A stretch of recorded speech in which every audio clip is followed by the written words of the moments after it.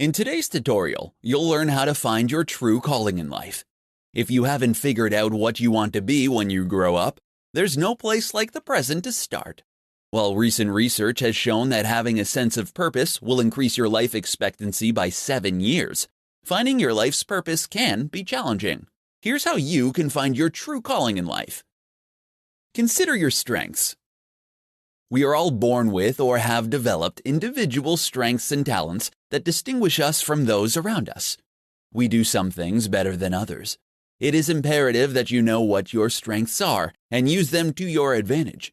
Research has shown that applying our strengths to everything we do results in greater work satisfaction, engagement, and productivity, as well as making us happier in our life and more successful. Engage your interests. While this may seem obvious, identifying your interests can be difficult sometimes. Often we're told to pursue our passions, but many people don't have pre-existing desires. The reality is that passion doesn't merely exist, it is something that you have to develop. Take some time to write down the things that you are interested in and enjoy doing. Over time, you will start to notice trends that will allow you to begin having a sense of what you genuinely enjoy doing. Even thinking about what you want to do on the weekend can provide you with a good indication of what you are interested in.